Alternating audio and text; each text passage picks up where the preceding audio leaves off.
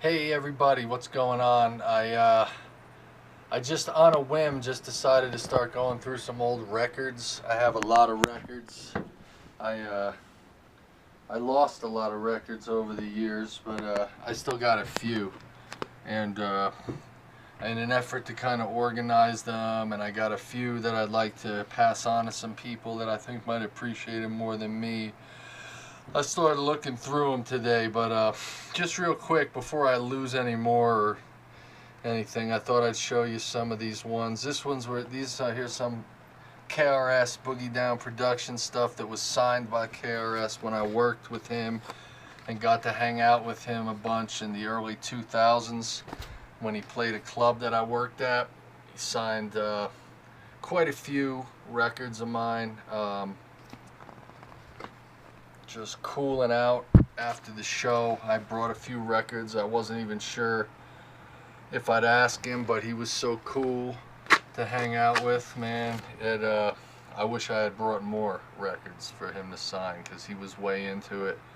I used to see him, and we talked about this. He used to tag graffiti on the trains back in New York when he and I were both youngsters and teenagers, and I used to see him up right about the time he started getting known as a rap artist. I'd see his tags were still running on the trains, and we talked about that a little bit there. He said, "Too rich, you are hip-hop DJ."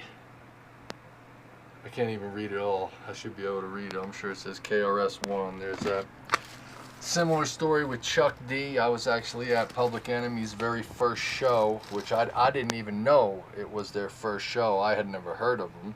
But I talked to him years later about it and told him where I was. It was a show with the Beastie Boys and Murphy's Law in Passaic, New Jersey, and that was actually their very first show. I also brought some records down that night, not even sure if I would meet Chuck D, but we wound up chilling for an hour or two after the show, and he signed a bunch of my records. And here's one from a slightly different genre, Delbert McClinton. I worked with him one time also, and I brought down a record and he signed it for me. So I thought I'd just show you guys those. I got a lot more stuff I'd like to go through. This is more of my actual stuff from my childhood. I mean, I was into hip hop too, but I got a lot of good punk rock records. A lot, like more than you're gonna see right here. But I thought I'd flip through a few of these, man. I could use a tripod for this, honestly. But just real quick, a lot of Bad Brains, HR from Bad Brains, early Bad Brains, more Bad Brains, Eye Against Eye. That was about 86. That's like not super early. Most of this stuff is from like early 80s. I think 82, 83 was their first actual vinyl.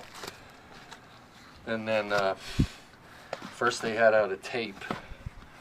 The Roar, R-O-I-R tape, I forget how you spelled it, but the Roar tapes, we called it, was out for a lot of years. They didn't get an album out as early as they should.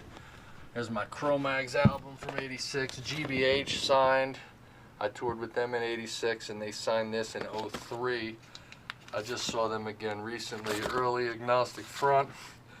I have not yet come across there's my Warzone, Remember the Struggle, some Oi albums.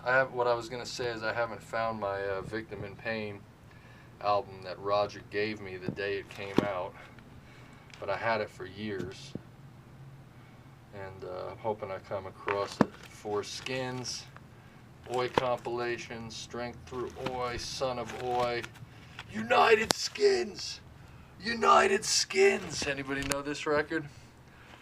Very classic Oi punk record from the UK from back in the day. Oi Oi That's Your Lot and Oi the Album. Just a few of my punk Oi skinhead albums from back in the day. Cro-Mags from back in the day, 86 when I toured with those guys. Still pretty good friends with a bunch of those geezers.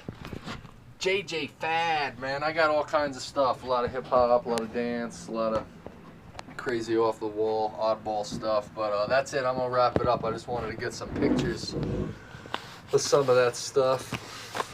before I, like I said, before I lose it all or something, you know. A lot of nice Beastie Boys vinyl in here. Kind of early Beastie Boys, some more early punk rock. Devo, Devo, Devo.